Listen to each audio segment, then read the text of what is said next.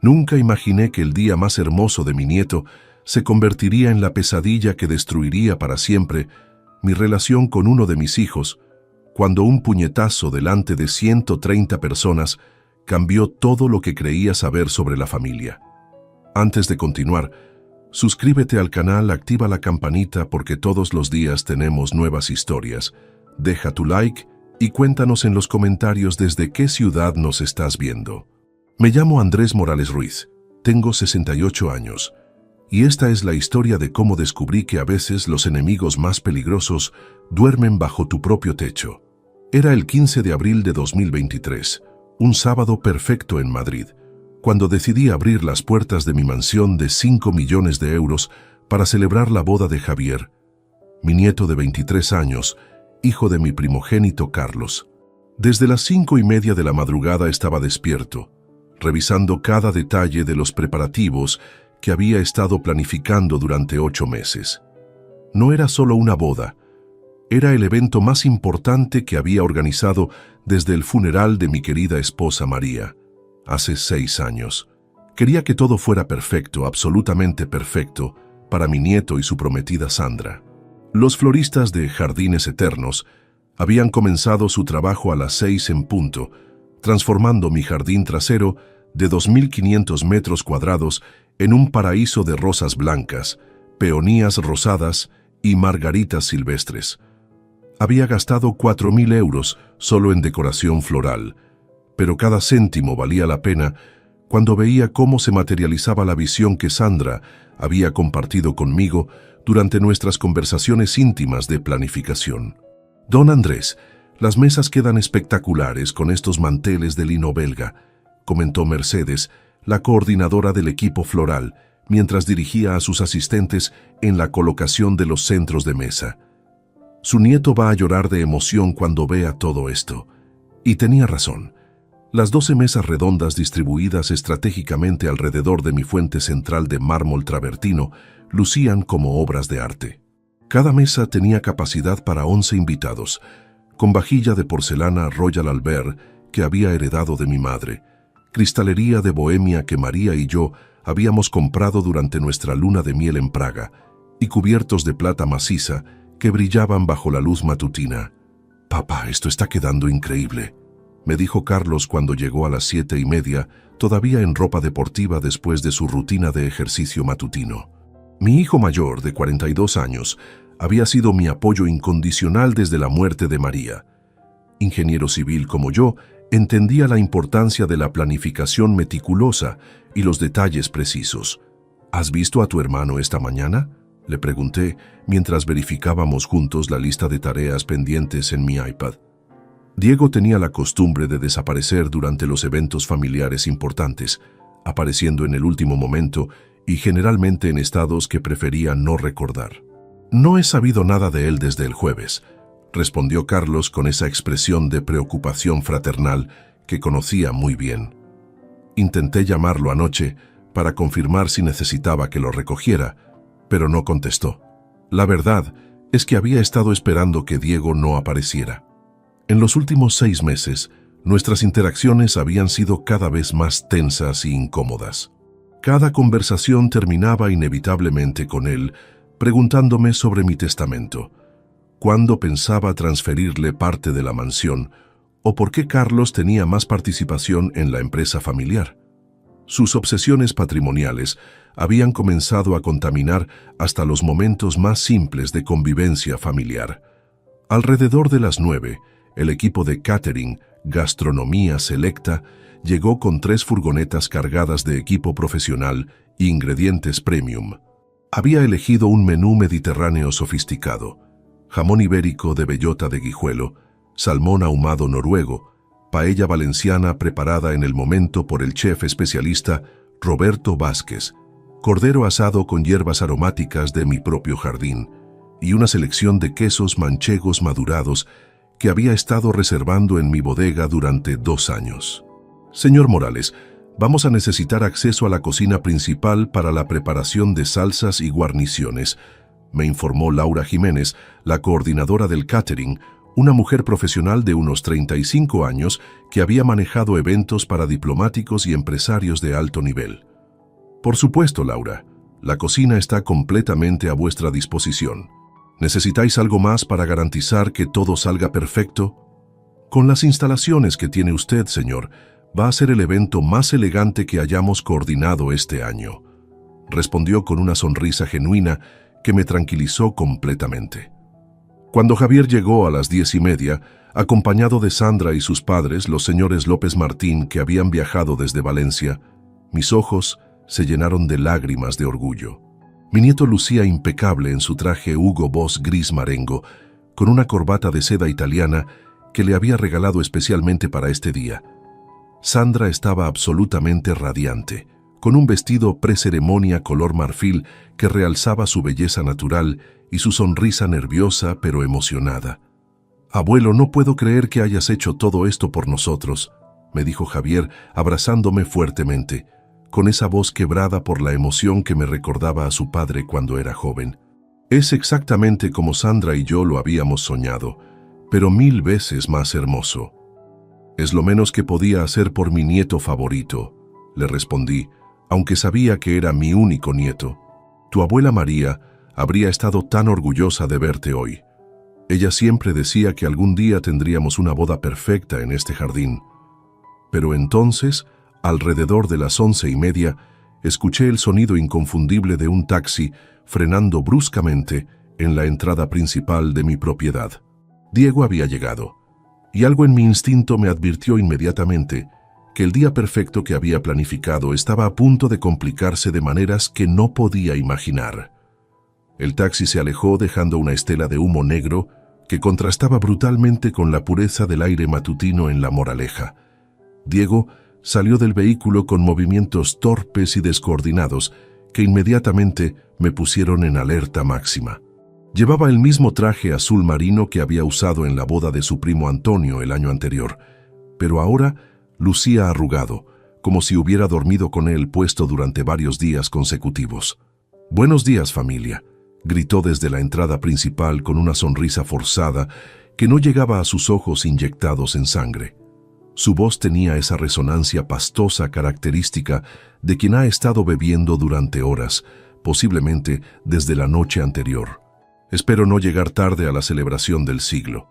Carlos se acercó inmediatamente hacia su hermano menor con esa expresión de preocupación fraternal mezclada con vergüenza anticipada que había desarrollado durante años de lidiar con los episodios problemáticos de Diego. «Hermano, ¿dónde has estado? Te estuvimos llamando desde el jueves para coordinar los detalles de hoy».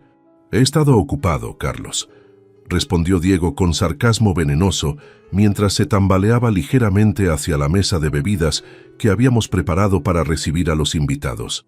«Ocupado pensando en la vida, en la justicia, en cómo se distribuyen las oportunidades en esta familia tan equilibrada».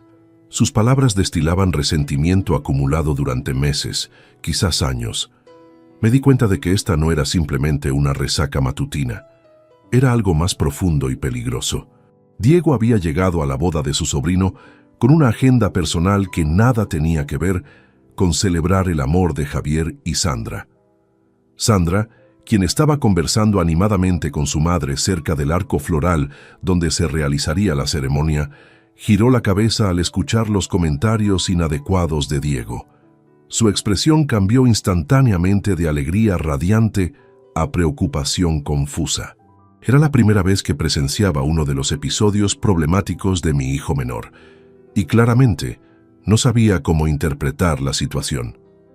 «Diego, ven acá», le dije con voz firme pero controlada, intentando alejarlo de los invitados que comenzaban a llegar. «Necesitamos hablar antes de que empiece la ceremonia». «¿Hablar de qué, papá?», replicó tomando una copa de champán Moet and Chandon reservado para el brindis ceremonial y vaciándola de un solo trago. «De cómo has convertido esta mansión en el escenario perfecto para demostrar tu riqueza, mientras tus hijos luchan por sobrevivir económicamente». Los primeros invitados que llegaban, mi hermana Carmen con su esposo Rafael y algunos vecinos del exclusivo barrio, comenzaron a intercambiar miradas incómodas al escuchar fragmentos de la conversación. Carmen, una mujer prudente de 65 años que había criado 3 hijos ejemplares, se acercó discretamente para evaluar la situación. «Diego, querido», le dijo con esa voz maternal que había usado para calmar crisis familiares durante décadas, «¿por qué no te sientas un momento y tomas agua? Tienes toda la tarde para disfrutar de la celebración. Tía Carmen, tú sabes mejor que nadie cómo funciona esta familia», respondió Diego gesticulando exageradamente con la copa vacía. «Sabes cómo Carlos siempre fue el favorito, cómo heredó la participación mayoritaria en la constructora, cómo tiene garantizado su futuro mientras yo...» «Diego, suficiente», interrumpí con autoridad, consciente de que cada palabra que pronunciaba estaba sembrando semillas de vergüenza familiar delante de invitados que habían venido a celebrar, no a presenciar dramas domésticos. «Si quieres discutir temas familiares, podemos hacerlo mañana en privado». Pero Diego estaba claramente más allá del punto de razonamiento lógico. Se dirigió nuevamente hacia la mesa de bebidas, esta vez tomando una botella entera de vino tinto, Ribera del Duero, que había seleccionado cuidadosamente para acompañar el cordero asado. El vino costaba 60 euros la botella, una inversión que había hecho pensando en el placer gastronómico de mis invitados, no para alimentar la autodestrucción de mi hijo. «¿Sabes cuánto cuesta esta botella, papá?», me gritó agitando el vino en el aire como si fuera una evidencia en un juicio. «Más de lo que gano yo en 2 días de trabajo. Pero claro, tú puedes permitirte estos lujos mientras yo vivo en un apartamento de alquiler de 40 metros cuadrados». Javier, que había estado supervisando los últimos detalles de la decoración con Sandra, se acercó a nosotros con expresión preocupada. Mi nieto era un joven sensible e inteligente que había heredado la capacidad de leer las tensiones familiares con precisión casi telepática. «Tío Diego, ¿estás bien?», le preguntó con genuina preocupación pero también con firmeza. «Hoy es mi día especial con Sandra. Por favor, ayúdanos a que sea perfecto». «Tu día especial», repitió Diego con una risa amarga que helaba la sangre. «Claro, otro evento familiar financiado por la generosidad infinita del patriarca. ¿Sabes cuánto ha gastado tu abuelo en esta boda, Javier? ¿Tienes alguna idea?». La pregunta era retórica y maliciosa. Diego conocía perfectamente que Javier era un joven trabajador y humilde que jamás habría pedido una celebración ostentosa, pero que había aceptado mi regalo con gratitud y emoción genuinas. Convertir mi generosidad hacia mi nieto en un arma de manipulación emocional era una crueldad que no había anticipado. «Tío, no me importa cuánto haya costado», respondió Javier con una madurez que me llenó de orgullo. «Lo que importa es que el abuelo quiso hacerlo por amor hacia Sandra y hacia mí. Eso no tiene precio». «Por amor», murmuró Diego tomando otro sorbo directamente de la botella. «Qué palabra tan interesante viniendo de esta familia». En ese momento, mientras observaba cómo Diego contaminaba sistemáticamente la atmósfera de celebración que habíamos creado con tanto cuidado, tomé una decisión que cambiaría el curso de todo el día. No iba a permitir que arruinara la boda de Javier, costara lo que costara. Pero no tenía idea de hasta dónde estaba dispuesto a llegar Diego para destruir lo que habíamos construido. La ceremonia estaba programada para comenzar en 30 minutos y ya podía ver a más invitados llegando por el sendero principal. Era el momento de actuar con determinación y proteger lo que realmente importaba: la felicidad de mi nieto y la dignidad de nuestra familia. A pesar de la tensión creciente generada por Diego, logré mantener mi compostura mientras coordinaba los últimos preparativos para la ceremonia. Los invitados continuaban llegando en grupos pequeños: colegas de mi antigua empresa constructora, amigos íntimos de Javier y Sandra de la Universidad Complutense, familiares lejanos que habían viajado desde diferentes provincias españolas para acompañarnos en este momento especial. El padre Miguel Rueda, párroco de la iglesia San José en Chamartín, llegó puntualmente a las 12:30 con su maletín litúrgico y una sonrisa cálida que inmediatamente tranquilizó mi espíritu agitado. Había oficiado tanto el funeral de María como los bautizos de mis nietos, convirtiéndose en una figura paternal espiritual para toda nuestra familia durante las últimas 2 décadas. «Andrés, todo luce absolutamente hermoso», comentó mientras observaba la decoración floral y la disposición de las sillas doradas que había alquilado especialmente para la ocasión. María estaría orgullosa de ver cómo has honrado la memoria de vuestro amor con esta celebración. Sus palabras me emocionaron profundamente, pero también me recordaron dolorosamente que Diego estaba manchando el legado de respeto familiar que María y yo habíamos construido durante 40 años de matrimonio. Mi esposa jamás habría tolerado el comportamiento destructivo que su hijo menor estaba exhibiendo en un momento tan sagrado. Alejandro Vázquez, el fotógrafo profesional de Momentos Eternos, que había contratado por 1.200 euros para inmortalizar cada instante de la ceremonia, se acercó para discutir los ángulos y momentos clave que quería capturar. Habíamos planificado sesiones específicas: la entrada de Sandra, el intercambio de anillos, el primer beso como esposos y las fotografías familiares grupales.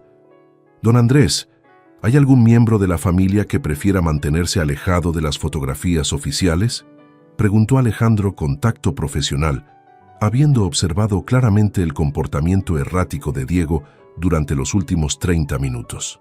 Tomaremos esa decisión momento a momento, respondí diplomáticamente, aunque ya tenía claro que Diego no aparecería en ninguna fotografía oficial si continuaba con su conducta inapropiada. A la 1 en punto, los 130 invitados se habían acomodado en sus asientos asignados según el plan de distribución que había diseñado meticulosamente. Había colocado estratégicamente a las familias más compatibles juntas, separando a personas con personalidades conflictivas y asegurándome de que los invitados mayores tuvieran acceso fácil a sombra y servicios. Diego había quedado ubicado en la mesa número 8, junto a mis primos de Sevilla, Antonio y Elena Morales, una pareja tranquila y religiosa que visitaba Madrid pocas veces al año. Esperaba que su influencia sosegada pudiera tener un efecto calmante sobre mi hijo, pero fue una esperanza ingenua que pronto se revelaría completamente infundada. La música comenzó exactamente a la 1:15. Sara, prima hermana de Sandra y estudiante del Conservatorio Real de Madrid, interpretó una versión absolutamente celestial de Ave María de Schubert, con su voz soprano entrenada profesionalmente. Su interpretación fue tan emotiva que varios invitados, incluyendo a mí mismo, tuvimos que contener las lágrimas. Sandra apareció en la puerta trasera de mi mansión, luciendo el vestido más hermoso que había visto desde el día de mi propia boda.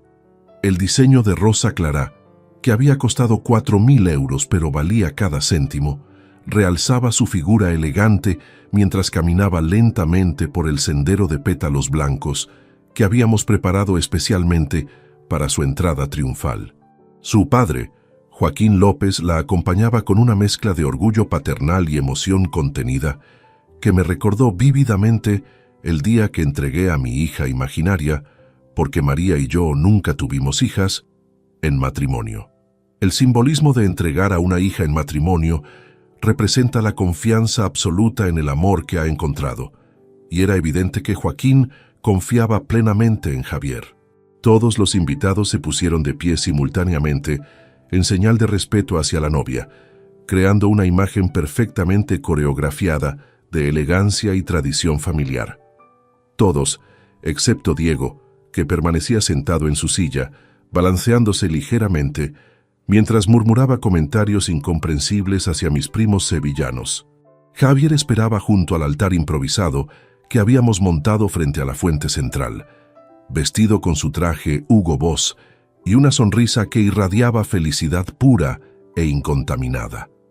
Sus ojos seguían cada paso de Sandra con una devoción que me recordó el día que conocí a María en la universidad, cuando supe instantáneamente que había encontrado a la mujer con quien querría pasar el resto de mi vida.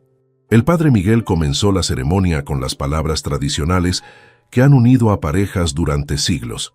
Queridos hermanos, nos hemos congregado aquí en presencia de Dios para presenciar y bendecir la unión matrimonial de Javier y Sandra, dos almas que han decidido caminar juntas por el sendero de la vida.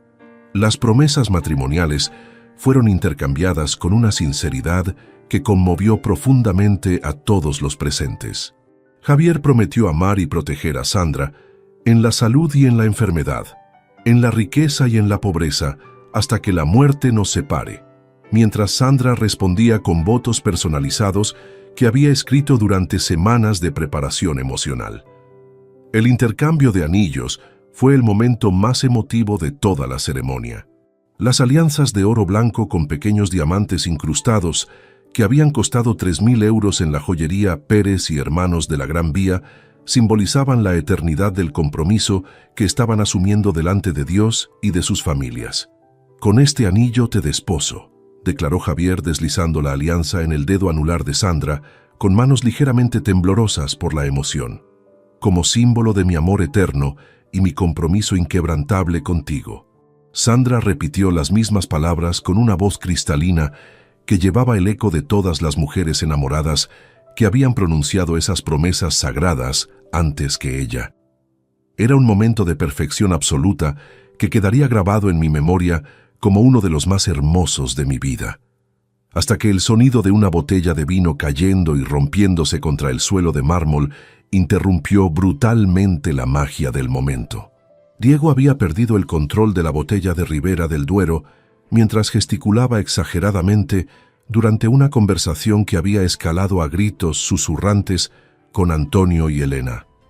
El padre Miguel hizo una pausa casi imperceptible, pero continuó profesionalmente con la ceremonia como si nada hubiera ocurrido. Sin embargo, todos los invitados giraron sus cabezas hacia la mesa número 8, donde Diego intentaba recoger los pedazos de cristal con movimientos torpes que solo empeoraban la situación. «Por el poder que me confiere la Santa Iglesia Católica, los declaro marido y mujer», pronunció finalmente el padre Miguel con su voz solemne. «Pueden besarse». El beso fue perfecto, a pesar de la distracción. Duró exactamente el tiempo necesario, ni demasiado breve ni excesivamente prolongado, mientras los aplausos genuinos llenaron el jardín como una sinfonía de alegría familiar. Pero yo ya sabía que la verdadera prueba de fuego estaba por comenzar durante el almuerzo. Después de la ceremonia, los invitados se dirigieron naturalmente hacia las mesas preparadas para el almuerzo nupcial. El ambiente debería haber sido de celebración pura, pero una tensión subterránea comenzaba a extenderse como una mancha de aceite entre algunos grupos familiares que habían observado el incidente de la botella rota y los comentarios inadecuados de Diego. Laura Jiménez y su equipo de gastronomía selecta habían preparado una presentación culinaria impecable. Los camareros, vestidos con chaquetas blancas inmaculadas y guantes de algodón, circulaban elegantemente entre las mesas sirviendo los entrantes. Jamón ibérico de bellota cortado en láminas transparentes que se deshacían en la boca, acompañado de pan de pueblo tostado y tomate rallado con aceite de oliva virgen extra de las mejores almazaras andaluzas. «Don Andrés, todo está saliendo perfectamente según lo programado», me informó Laura mientras supervisaba discretamente el servicio. «El jamón está en su punto óptimo de curación y los invitados están elogiando la calidad excepcional. Yo mismo había seleccionado personalmente cada producto durante visitas a proveedores especializados.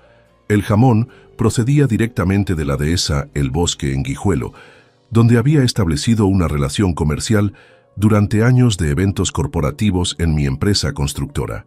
La inversión había sido considerable, 200 euros por pieza, pero la satisfacción de ver a mis invitados disfrutando auténticos manjares españoles justificaba cada euro gastado. Sin embargo, mi atención no podía concentrarse completamente en los aspectos positivos de la celebración. Diego había logrado ubicarse estratégicamente en la mesa número 8, de manera que podía observar constantemente mi mesa principal, donde estaba sentado junto a Javier, Sandra y los padres de ambos. Sus miradas insistentes y cargadas de resentimiento creaban una atmósfera incómoda que algunos invitados cercanos comenzaban a percibir. «Antonio, Elena», escuché que les decía a mis primos sevillanos con voz demasiado alta para una conversación de mesa, «¿no os parece injusto que algunas personas tengan tanto mientras otras luchan por sobrevivir? Especialmente cuando hablamos de familia, ¿verdad?»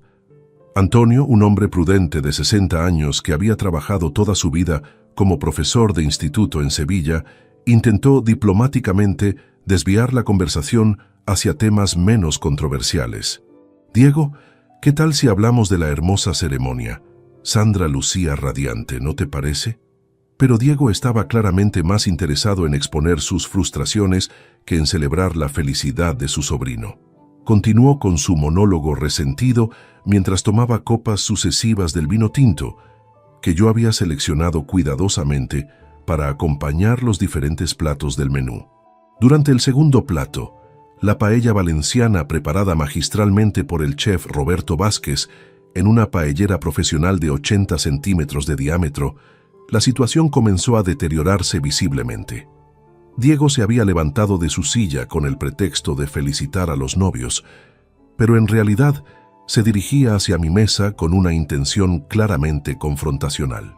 «Javier, Sandra», les dijo con una sonrisa artificial que no ocultaba sus verdaderas intenciones, «quería felicitaros personalmente por esta boda tan generosamente financiada por vuestro abuelo». El comentario era inapropiado e innecesariamente cargado de sarcasmo.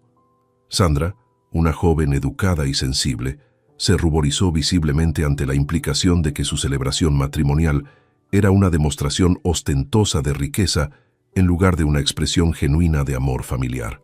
«Gracias, tío Diego», respondió Javier con diplomacia pero firmeza.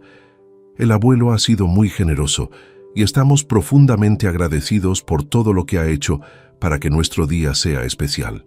«Generoso», repitió Diego, saboreando la palabra como si fuera veneno.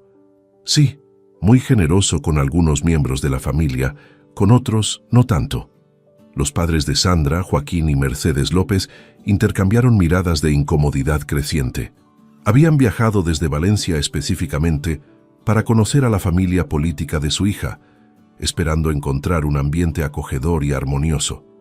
En cambio, estaban presenciando tensiones familiares que claramente superaban cualquier protocolo social que conocieran. «Diego», intervine con voz controlada pero autoritaria, «creo que sería mejor que regresaras a tu mesa. Estamos en medio del almuerzo». «Por supuesto, papá», respondió con una reverencia exagerada que rayaba en la burla, siempre obediente a las órdenes del patriarca. «Pero antes, quería que todos supieran cuánto admiro esta mansión tan hermosa. 5 millones de euros bien invertidos, ¿verdad?».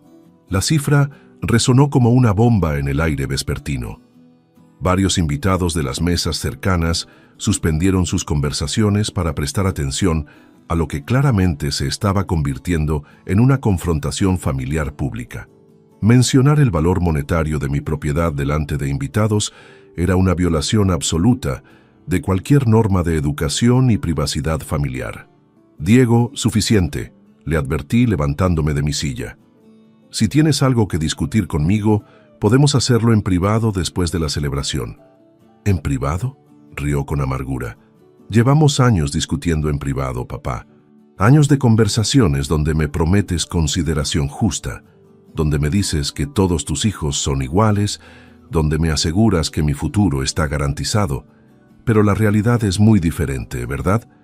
Carlos se había levantado también de su mesa y se acercaba rápidamente para intervenir en la situación que escalaba peligrosamente. Su expresión reflejaba una mezcla de vergüenza fraternal y determinación protectora hacia mí y hacia la celebración de su hijo. «Diego, por favor», le rogó Carlos colocando una mano en el hombro de su hermano menor. «Es la boda de Javier. Respeta este momento para toda la familia». «Respeto», murmuró Diego, liberándose bruscamente del contacto de Carlos. Otra palabra interesante. ¿Dónde está el respeto hacia mí? ¿Hacia mis necesidades? ¿Hacia mis derechos legítimos como hijo de Andrés Morales?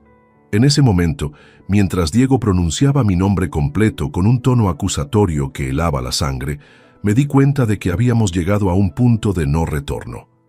La conversación había trascendido las quejas familiares habituales para convertirse en algo mucho más peligroso y definitivo.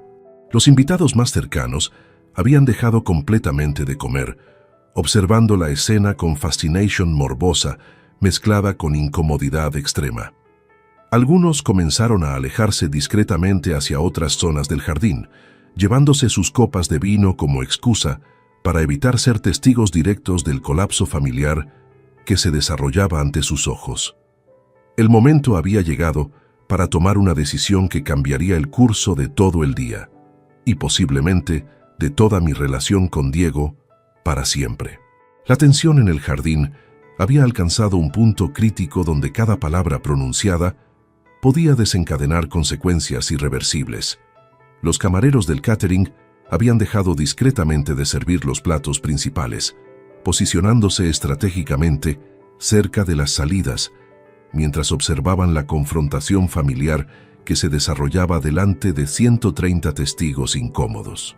Diego se tambaleaba visiblemente, no solo por el alcohol consumido durante las últimas horas, sino por la adrenalina tóxica que acompañaba años de resentimiento finalmente liberado sin filtros ni consideraciones sociales. Su camisa blanca estaba empapada de sudor a pesar del clima fresco de abril, y sus ojos tenían esa mirada vidriosa característica de quien ha cruzado mentalmente la línea entre civilización y barbarie. «Papá», comenzó con una voz que destilaba veneno acumulado durante décadas, «quiero que todos estos invitados tan elegantes sepan exactamente qué tipo de padre eres. Quiero que entiendan cómo has manejado a tus hijos durante todos estos años». «Diego, esto no es el lugar ni el momento», repliqué intentando mantener mi dignidad intacta delante de personas que me respetaban y admiraban. «Si tienes reclamos legítimos, podemos discutirlos mañana con abogados presentes si es necesario». «¿Abogados?», rió histéricamente mientras gesticulaba hacia mi mansión con ambos brazos extendidos. «¿Para discutir qué exactamente? ¿Para formalizar tu favoritismo hacia Carlos? ¿Para documentar oficialmente cómo has excluido sistemáticamente a tu hijo menor de las oportunidades familiares?» Las palabras favoritismo y exclusión resonaron por todo el jardín como acusaciones públicas que manchaban no solo mi reputación personal, sino también la imagen de unidad familiar que había cultivado cuidadosamente durante décadas. Varios invitados comenzaron a murmurar entre ellos, claramente incómodos con presenciar revelaciones tan íntimas y destructivas. Javier se había puesto de pie junto a Sandra, con su traje de novio ahora arrugado por la tensión emocional del momento. Mi nieto, que había heredado mi capacidad de análisis bajo presión, intentó una intervención diplomática que pudiera salvar tanto su día especial como la dignidad familiar. «Tío Diego, por favor», le suplicó con una voz quebrada por la emoción. «Sandra y yo te pedimos encarecidamente que respetes este momento. Podemos hablar de cualquier tema familiar que te preocupe, pero no hoy, no así». «No, Javier», respondió Diego, señalándolo acusadoramente con el dedo índice. «Precisamente hoy es el día perfecto para hablar de estas cosas. Hoy, cuando tu abuelo está gastando una fortuna en demostrar su generosidad selectiva, cuando todos pueden ver claramente cómo funciona realmente esta familia». Sandra, la pobre niña que había soñado durante meses con una boda perfecta rodeada de amor familiar, comenzó a llorar silenciosamente mientras se aferraba al brazo de su recién estrenado esposo. Sus padres, los señores López, se habían acercado protectoramente hacia su hija, visiblemente choqueados por presenciar una desintegración familiar tan brutal en lo que debería haber sido una celebración de amor y unión. «Diego, detente ahora mismo», ordenó Carlos con una autoridad que raramente mostraba hacia su hermano menor. «Estás destruyendo el día más importante en la vida de tu sobrino. ¿Es eso lo que realmente quieres lograr?» «Lo que quiero lograr», declaró Diego elevando su voz hasta un volumen que podía escucharse desde las mesas más lejanas, «es que nuestro padre reconozca públicamente sus injusticias. Quiero que admita delante de todos estos testigos que ha tratado a sus hijos de manera completamente desigual. Mis hijos han sido tratados según sus méritos y comportamientos», respondí finalmente, decidiendo enfrentar directamente sus acusaciones, en lugar de continuar evitando el conflicto. Carlos construyó su éxito profesional con trabajo honesto y dedicación. Tú has desperdiciado cada oportunidad que te he brindado. La verdad pronunciada tan directamente fue como una bofetada verbal que dejó a Diego momentáneamente sin palabras. Durante varios segundos Permaneció inmóvil, procesando la confirmación pública de lo que había sospechado durante años, que yo consideraba a Carlos superior a él en todos los aspectos relevantes. «¿Oportunidades desperdiciadas?», repitió lentamente, como si saboreara cada sílaba. «¿Te refieres a las oportunidades condicionadas? ¿A los trabajos en tu empresa donde nunca pude destacar porque Carlos ya tenía asegurado el puesto de heredero? ¿A los préstamos que me negaste cuando más los necesitaba? Te negué préstamos porque los habrías gastado en alcohol y apuestas», repliqué con una honestidad brutal que cortó el aire como una navaja. «Como gastaste los 15.000 euros que te presté en 2019 para supuestamente montar tu negocio de reformas». El silencio que siguió fue absoluto. 130 personas habían presenciado una confesión familiar que revelaba años de problemas económicos, adicciones encubiertas y mentiras sistemáticas. Diego había sido expuesto públicamente como un fracaso profesional y personal, mientras que yo había admitido implícitamente que no confiaba en mi propio hijo. «Entonces», murmuró Diego con una voz peligrosamente baja, «finalmente admites que nunca me has considerado digno de tu confianza o tu herencia». «Te he considerado digno de mi amor incondicional como padre», respondí, manteniendo la compostura a pesar del dolor que me causaba esta conversación pública. «Pero la confianza y la herencia se ganan con acciones, no con lamentos». Fue en ese momento exacto cuando vi cómo algo se rompía definitivamente en los ojos de Diego. La máscara de hijo dolido desapareció completamente, reemplazada por algo primitivo y peligroso que nunca había visto antes en ninguno de mis hijos. «Si no puedo ganármela con acciones correctas», declaró cerrando los puños mientras me miraba fijamente, «quizás sea momento de tomarla con acciones diferentes». Sus palabras contenían una amenaza implícita que helaba la sangre, pero yo todavía no podía imaginar hasta dónde estaba dispuesto a llegar para materializar su venganza acumulada durante décadas de resentimiento familiar. Lo que sucedió a continuación se desarrolló en una secuencia de cámara lenta que quedó grabada en mi memoria con una precisión fotográfica que jamás podré borrar. Diego avanzó 3 pasos hacia mí, eliminando completamente la distancia de seguridad que habíamos mantenido durante nuestra confrontación verbal, hasta quedar lo suficientemente cerca como para que pudiera sentir el aroma acre del alcohol mezclado con sudor que emanaba de su cuerpo. Sus ojos, que momentos antes habían mostrado dolor y resentimiento, ahora reflejaban algo completamente diferente, una furia primitiva que parecía haber estado dormida durante décadas, esperando el momento preciso para explotar con toda su fuerza destructiva. Era como observar la transformación de un ser humano civilizado en algo salvaje e irreconocible. 45 años, murmuró con una voz gutural que parecía salir desde las profundidades de su alma atormentada. 45 años esperando que me vieras como algo más que una decepción. 45 años rogando por migajas de respeto paternal. Carlos intentó posicionarse físicamente entre nosotros, sus instintos protectorales activándose ante la escalada peligrosa de la situación, pero Diego lo apartó bruscamente, con un empujón que envió a mi hijo mayor tambaleándose hacia una de las sillas doradas cercanas. «No te metas, Carlos», rugió Diego, sin apartar su mirada enloquecida de mi rostro. «Esta conversación es entre papá y yo. Es hora de que finalmente entienda las consecuencias de sus decisiones familiares». El jardín, que minutos antes había sido un paraíso de celebración matrimonial, se había transformado en el escenario de una tragedia familiar que se desarrollaba ante 130 testigos petrificados. Los invitados más cercanos habían retrocedido instintivamente, creando un círculo involuntario alrededor de la confrontación, como espectadores de un accidente de tráfico que no pueden desviar la mirada. «Diego, por favor», supliqué utilizando el tono paternal más suave que pude reunir, intentando desesperadamente conectar con cualquier vestigio de humanidad que pudiera quedar en mi hijo. «No hagas algo de lo que te arrepientas para siempre. Piensa en Javier, en Sandra, en toda la familia que nos está observando».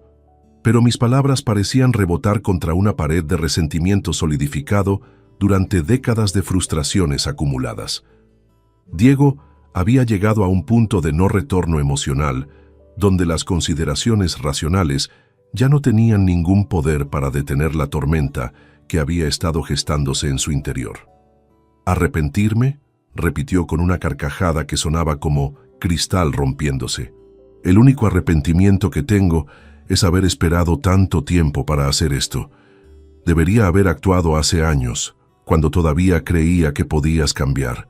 Su brazo derecho comenzó a alzarse lentamente, formando un arco amenazante que todos los presentes pudimos reconocer inmediatamente como el preludio a un acto de violencia física. En esa fracción de segundo infinita, mi mente procesó 1000 pensamientos simultáneos. Los años de sacrificio para construir el patrimonio familiar, los momentos tiernos cuando Diego era un niño pequeño que me llamaba papá superhéroe, las advertencias ignoradas de Carlos sobre el deterioro mental progresivo de su hermano menor. Javier gritó desesperadamente desde su mesa: «Tío Diego, no lo hagas. Por favor, no destruyas nuestra familia». Sandra había comenzado a sollozar descontroladamente mientras se cubría el rostro con ambas manos, incapaz de procesar cómo su día perfecto se había transformado en una pesadilla de violencia familiar. Sus padres, los López, permanecían inmóviles como estatuas de sal, sus mentes urbanas y civilizadas completamente incapaces de procesar la barbarie que se desarrollaba ante sus ojos.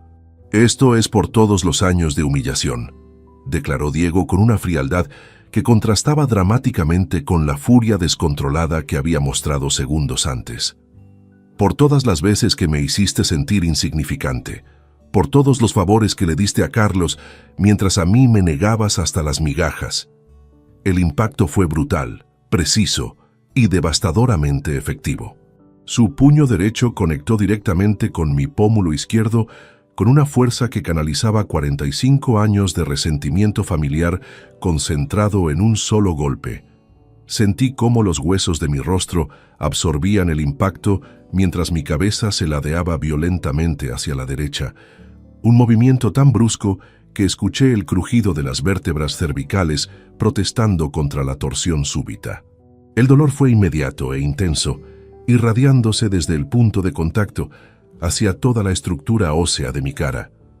Pero más que el dolor físico, lo que realmente me devastó fue la realización completa de que mi hijo había cruzado la línea más sagrada que existe entre seres humanos civilizados.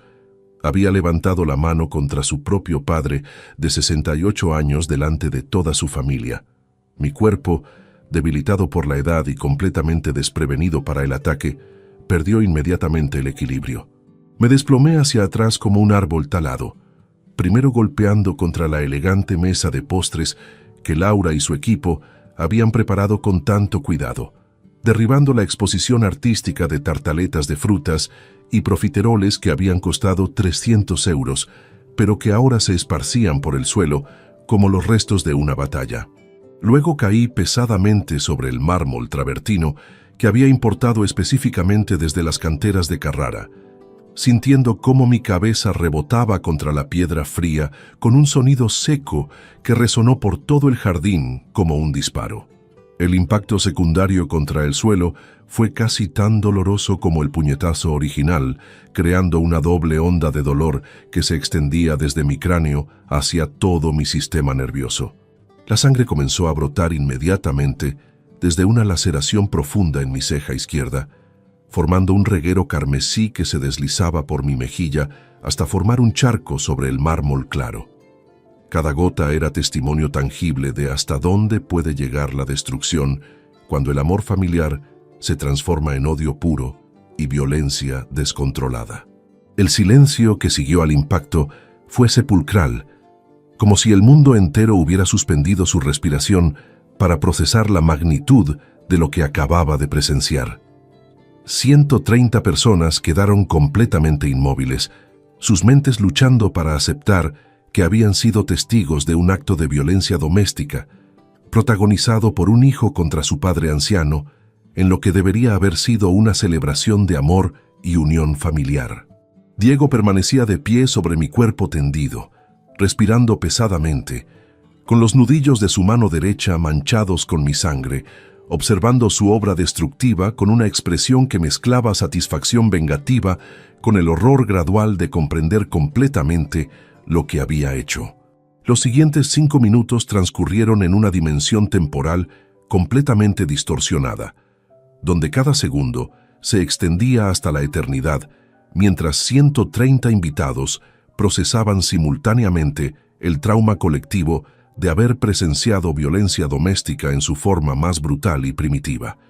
El jardín que había sido diseñado meticulosamente para celebrar el amor se había transformado en el escenario de una destrucción familiar absoluta. Desde mi posición en el suelo, con sangre fluyendo constantemente desde la herida en mi ceja izquierda, pude observar las reacciones completamente diferentes de mis invitados ante la barbarie que acababan de presenciar. Algunos, como mi prima Elena de Sevilla, permanecían completamente petrificados en sus sillas, aferrándose a sus copas de vino como si fueran anclas en un naufragio emocional, incapaces de procesar mentalmente lo que sus ojos habían registrado. Doña Mercedes, la abuela octogenaria de Sandra, había comenzado a sollozar incontroladamente, mientras se cubría el rostro con un pañuelo bordado que guardaba en su bolso de piel negra.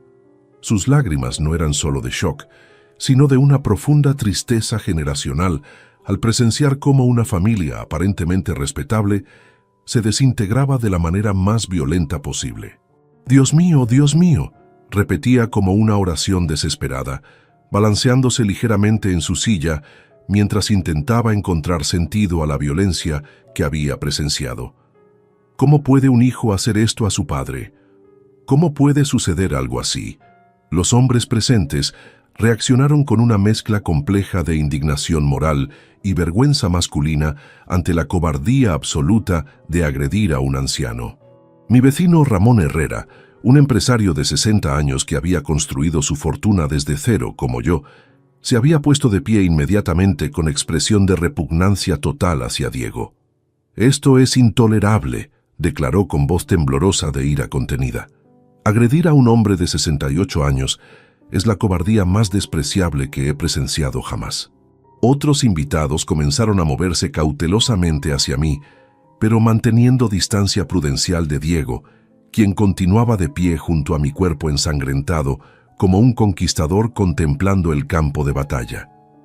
Su respiración era pesada y errática, y sus ojos tenían esa mirada vidriosa, característica de quien ha cometido un acto irreversible sin considerar completamente las consecuencias. El doctor Ramírez, cardiólogo de prestigio, que había venido acompañado de su esposa Carmen, fue el primero en superar el shock inicial para acercarse profesionalmente hacia mí. Sus décadas de experiencia médica le permitieron mantener la compostura necesaria para evaluar mi estado físico, mientras otros invitados permanecían paralizados por la impresión.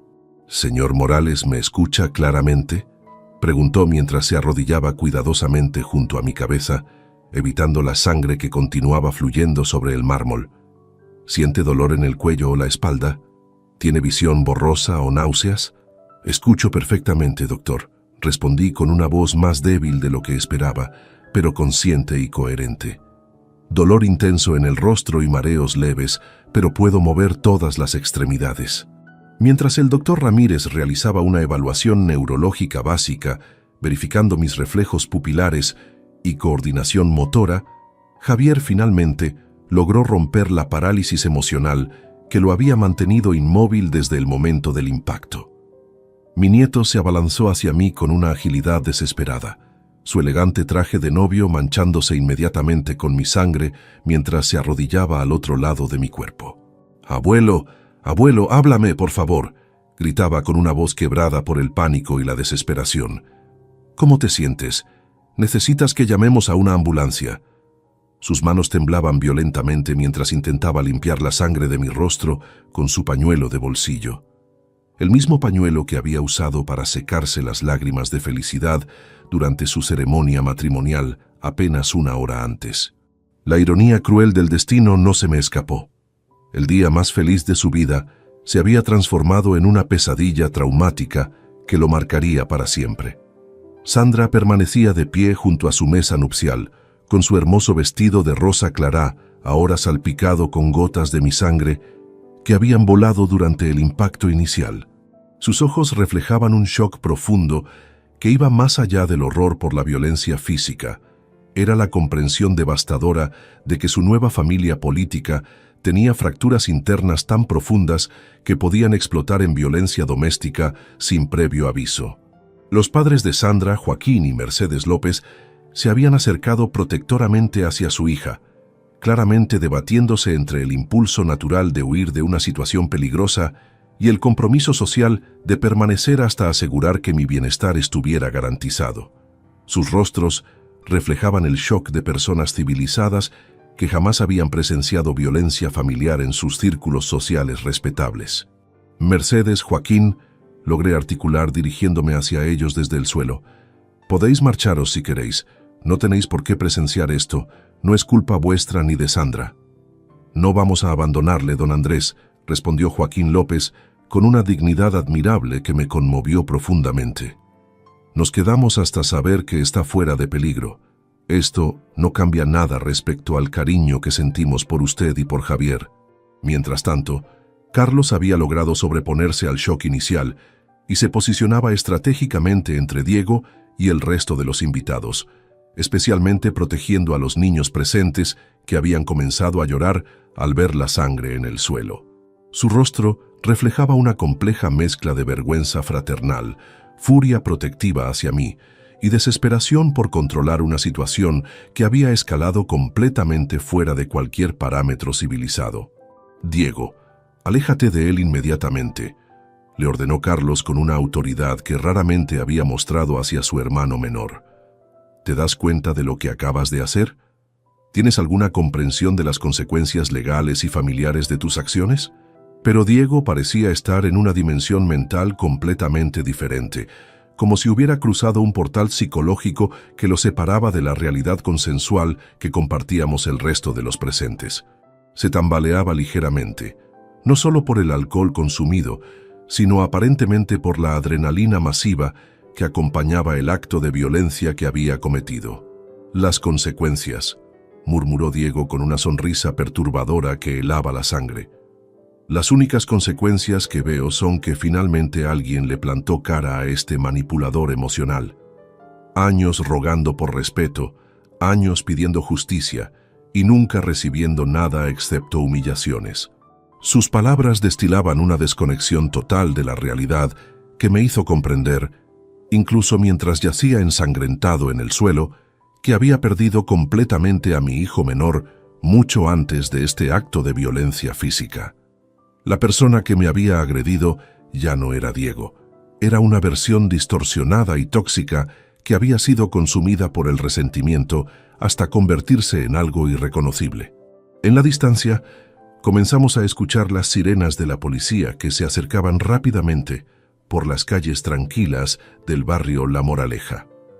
Alguien, posteriormente, descubriría que había sido mi cuñada Rosa. Había tenido la presencia de ánimo necesaria para llamar inmediatamente a las autoridades, comprendiendo que estábamos ante un caso de agresión criminal que requería intervención legal inmediata. El sonido de las sirenas creció gradualmente, mezclándose con los sollozos contenidos de varios invitados y el murmullo nervioso de conversaciones que intentaban procesar lo incomprensible. La celebración matrimonial más elegante que había organizado en mi vida se había convertido en una escena criminal que requeriría investigación policial y testimonio judicial. Las sirenas se intensificaron hasta convertirse en un rugido ensordecedor que invadió completamente la tranquilidad aristocrática del barrio de La Moraleja, anunciando la llegada inminente de la justicia a mi jardín ensangrentado. A través de los ventanales principales de mi mansión, las luces azules y rojas de los vehículos policiales creaban un espectáculo psicodélico que se reflejaba contra las paredes de mármol blanco, transformando la elegancia arquitectónica en el escenario de una película de crímenes. 3 vehículos oficiales se detuvieron abruptamente en la entrada principal de mi propiedad con un chirrido de neumáticos que resonó como disparos en el aire vespertino. 2 coches patrulla de la Policía Nacional con sus distintivos colores blancos y azules, y una furgoneta de apoyo equipada con material especializado para situaciones de conflicto doméstico. El despliegue policial era impresionante y proporcionado a la gravedad de la situación que enfrentaban. 6 agentes uniformados descendieron simultáneamente de los vehículos, con movimientos coordinados y profesionales que evidenciaban experiencia en intervenciones de crisis familiar. Sus botas reglamentarias resonaban contra el pavimento de piedra natural mientras avanzaban rápidamente por el sendero principal, que conducía hacia el jardín trasero, siguiendo las indicaciones de los invitados que habían salido a recibirlos. El sargento que lideraba la intervención era un hombre imponente de aproximadamente 45 años, con el cabello completamente cano y una expresión de veterano que había presenciado demasiadas tragedias familiares durante su carrera profesional. Su placa identificativa mostraba SGT Ruiz Pérez, y su manera de caminar transmitía la autoridad natural de quien ha dedicado décadas a restaurar el orden en situaciones caóticas. ¿Quién realizó la llamada de emergencia reportando agresión doméstica?, preguntó con voz autoritaria mientras sus ojos experimentados escaneaban rápidamente la escena. Mi cuerpo ensangrentado en el suelo, Diego tambaleándose cerca con los nudillos manchados, los invitados dispersos en grupos nerviosos y los restos de la celebración nupcial transformada en escena criminal. Rosa se adelantó valientemente a pesar de sus manos temblorosas y la palidez evidente en su rostro. Fui yo, sargento. Soy Rosa Fernández, cuñada del agredido. Presencié cómo ese hombre, señaló directamente hacia Diego sin vacilar, golpeó brutalmente a su propio padre de 68 años delante de 130 testigos presentes. Su testimonio inmediato y directo proporcionó a los agentes la información esencial que necesitaban para comprender instantáneamente la naturaleza del incidente. El sargento Ruiz dirigió su atención profesional hacia Diego, quien parecía completamente ajeno a la gravedad legal de su situación, manteniendo esa sonrisa perturbadora que había mostrado desde el momento posterior al acto de violencia. «Señor, identifíquese inmediatamente y mantenga las manos visibles», le ordenó el sargento, mientras 2 agentes adicionales se posicionaban estratégicamente a ambos lados de Diego, bloqueando cualquier ruta de escape potencial y preparándose para una intervención física si la situación escalaba nuevamente. Diego Morales Serrano, cédula de identidad 12.345. 678Z, respondió con una tranquilidad inquietante, como si estuviera participando en una conversación social casual en lugar de ser interrogado por la policía después de cometer un delito grave. Y antes de que me preguntes sobre los detalles, sí, le di un puñetazo a mi padre. ¿Quieres saber exactamente por qué lo hice? La confesión voluntaria y directa dejó a los agentes visiblemente sorprendidos. Durante sus años de experiencia profesional, raramente encuentran perpetradores que admitan tan abiertamente sus crímenes, especialmente delante de múltiples testigos y sin haber sido presionados durante un interrogatorio formal. Mientras tanto, el oficial más joven del grupo, identificado como Martínez según su placa reglamentaria, se había acercado inmediatamente para evaluar mi estado físico y coordinar la atención médica necesaria. Su entrenamiento en primeros auxilios se activó automáticamente al observar la sangre que continuaba fluyendo desde mi herida facial. ¿Necesita atención médica inmediata, señor?, me preguntó con genuina preocupación profesional mientras se arrodillaba cuidadosamente junto a mí. ¿Ha perdido la conciencia en algún momento desde el impacto? ¿Experimenta dolor en el cuello o la columna vertebral? La herida ha dejado de sangrar abundantemente, intervino el doctor Ramírez, quien había permanecido junto a mí durante toda la intervención policial, pero definitivamente necesita sutura hospitalaria y evaluación neurológica completa por posible conmoción cerebral. Ha mantenido conciencia y coherencia verbal desde el momento del impacto. El sargento Ruiz extrajo una grabadora digital de su cinturón reglamentario y la activó oficialmente para registrar todo el procedimiento legal que estaba a punto de iniciar.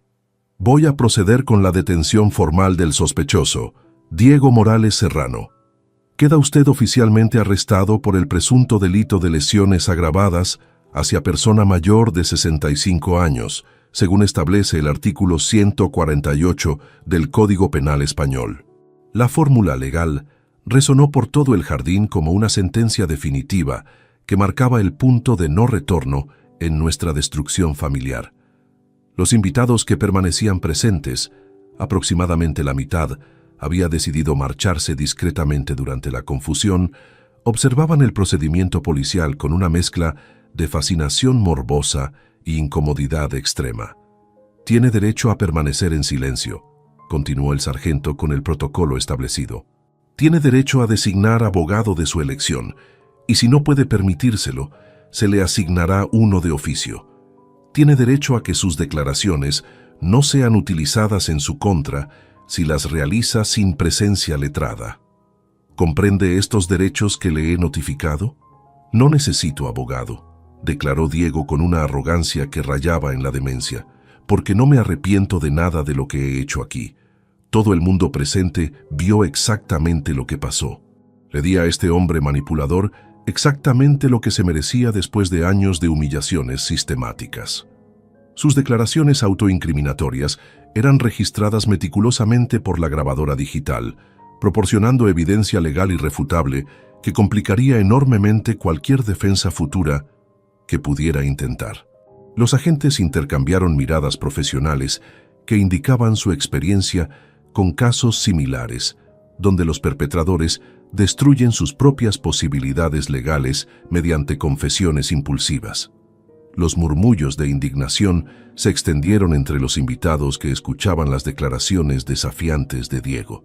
Varias señoras mayores expresaron audiblemente su repudio hacia su actitud, mientras algunos hombres comentaban entre dientes sobre la cobardía absoluta de agredir a un anciano y luego jactarse públicamente del acto criminal cometido.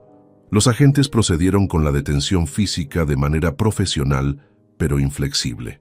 Las esposas metálicas se cerraron alrededor de las muñecas de Diego con un sonido definitivo que simbolizaba el final de su libertad y el comienzo de las consecuencias legales por sus acciones violentas.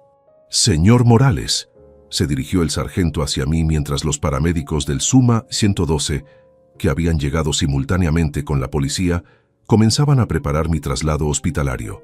«¿Desea presentar denuncia formal por lesiones agravadas contra el detenido?»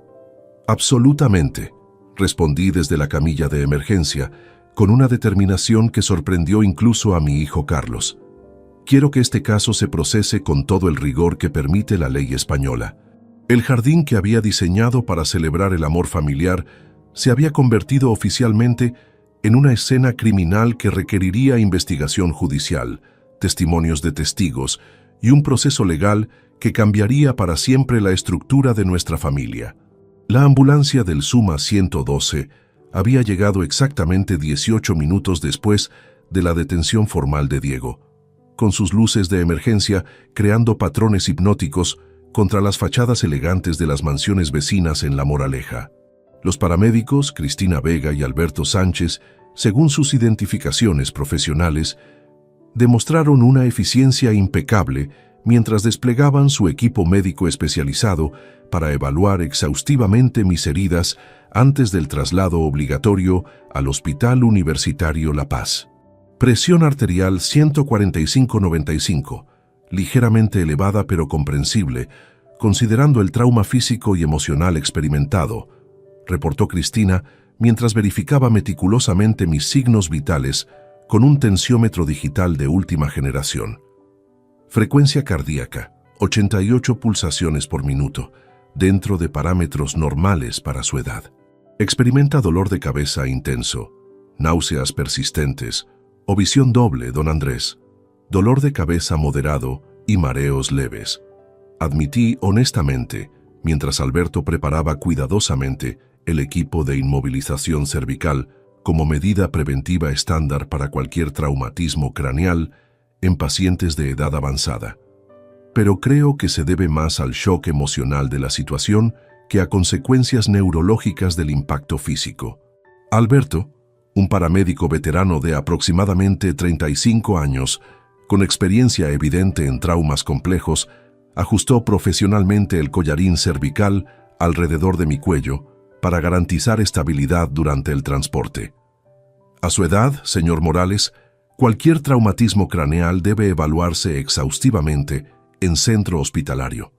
Vamos a trasladarlo para realizar tomografía computarizada y descartar completamente hematomas intracraneales o fracturas óseas imperceptibles.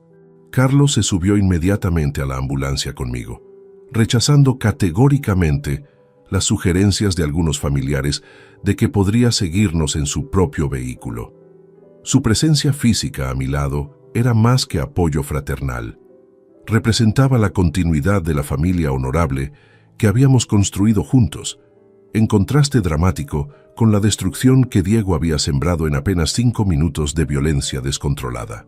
«Papá, voy a encargarme personalmente de todos los procedimientos legales», me susurró durante el trayecto hacia el hospital, sosteniendo mi mano con una firmeza protectora que no había experimentado desde que era un niño pequeño asustado por las tormentas nocturnas.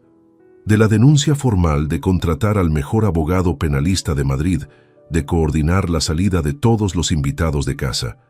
Tú solo preocúpate por recuperarte completamente. Javier había insistido tenazmente en acompañarnos, abandonando temporalmente a Sandra al cuidado de sus padres valencianos para que gestionaran la despedida inevitable y traumática de los invitados restantes.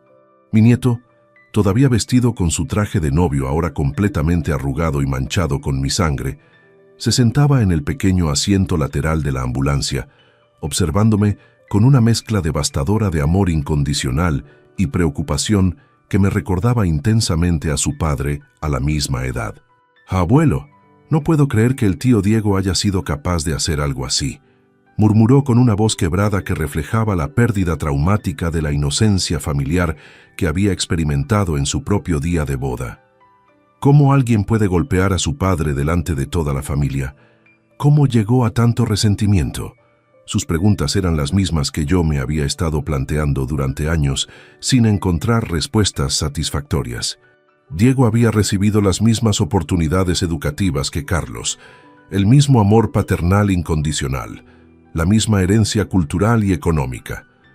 La diferencia fundamental residía en las decisiones personales que cada uno había tomado durante sus vidas adultas.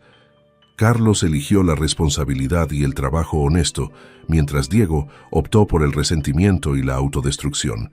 El Hospital Universitario La Paz, uno de los centros médicos más prestigiosos y tecnológicamente avanzados de España, recibió nuestra llegada con la eficiencia característica de su servicio de urgencias especializadas. La doctora Patricia Moreno, jefa del turno vespertino y especialista en traumatología geriátrica, asumió control inmediato de mi caso después de revisar el informe preliminar detallado que los paramédicos habían elaborado durante el transporte. «Vamos a realizar una serie completa y exhaustiva de estudios diagnósticos», explicó profesionalmente mientras dirigía a las enfermeras para preparar la sala de procedimientos especializados.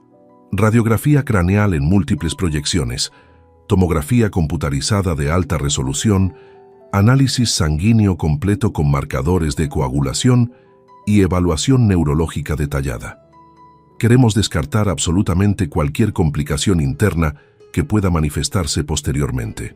Durante las siguientes 3 horas, fui sometido meticulosamente a múltiples procedimientos médicos, mientras Carlos y Javier esperaban pacientemente en la sala de espera familiar, recibiendo actualizaciones periódicas sobre mi estado y coordinando las gestiones legales que se habían activado automáticamente después de la denuncia formal presentada contra Diego. La sutura de mi ceja lacerada requirió exactamente 8 puntos quirúrgicos, realizados con precisión artística por el doctor especialista Fernando Ruiz, un cirujano plástico de renombre que trabajaba regularmente con casos de trauma facial en pacientes de edad avanzada. Su técnica meticulosa garantizaba que la cicatriz resultante sería mínima y prácticamente imperceptible después del proceso completo de sanación. La herida va a sanar completamente en aproximadamente 14 días, me informó el doctor Ruiz mientras aplicaba cuidadosamente el vendaje final con material hipoalergénico. Puede quedar una cicatriz muy tenue, pero a su edad, la regeneración cutánea es sorprendentemente efectiva si sigue rigurosamente las instrucciones postoperatorias que le vamos a proporcionar. Los resultados de la tomografía computarizada fueron, afortunadamente, completamente normales y tranquilizadores. No había indicios de hemorragia intracraneal, hematomas subdurales, fracturas óseas o cualquier otra complicación neurológica que pudiera requerir intervención quirúrgica o hospitalización prolongada. Mi cerebro de 68 años había resistido el impacto traumático considerablemente mejor de lo que habíamos temido inicialmente. Alrededor de las 10 de la noche, cuando finalmente recibí el alta médica con instrucciones específicas de reposo domiciliario y observación familiar durante las siguientes 48 horas, Carlos me informó detalladamente sobre las gestiones legales que había estado coordinando eficientemente desde el hospital. «Papá, he contactado con Miguel Blanco Torres, nuestro abogado de confianza durante los últimos 15 años», me explicó mientras caminábamos lentamente hacia su Mercedes clase E, estacionado en el área de emergencias del hospital. «Diego está detenido en la comisaría de Alcobendas bajo custodia policial. Le han tomado declaración oficial y aparentemente ha confesado voluntariamente todos los detalles delante del fiscal de guardia». «¿Ha solicitado asistencia letrada?», pregunté, sintiendo todavía una preocupación paternal residual a pesar de todo lo que había ocurrido durante las últimas horas traumáticas. «Rechazó categóricamente la asistencia de abogado defensor», respondió Carlos con una incredulidad evidente en su voz. «Miguel dice que es la primera vez en 30 años de carrera profesional que presencia a alguien confesar tan abierta y detalladamente un delito de lesiones agravadas sin solicitar asesoramiento legal». El trayecto de regreso a La Moraleja transcurrió en silencio contemplativo, mientras procesaba mentalmente todos los eventos que habían transformado el día más hermoso planificado para mi nieto en la pesadilla familiar más destructiva que había experimentado en mis 68 años de vida. Por las ventanas del vehículo, observé las luces nocturnas de Madrid brillando en la distancia, reflexionando sobre cómo las relaciones humanas más íntimas pueden convertirse súbitamente en las más peligrosas y devastadoras. Cuando llegamos finalmente a mi mansión, la transformación del ambiente era completamente desgarradora. El jardín que horas antes había sido un paraíso de celebración matrimonial, ahora parecía un campo de batalla abandonado después de una guerra familiar.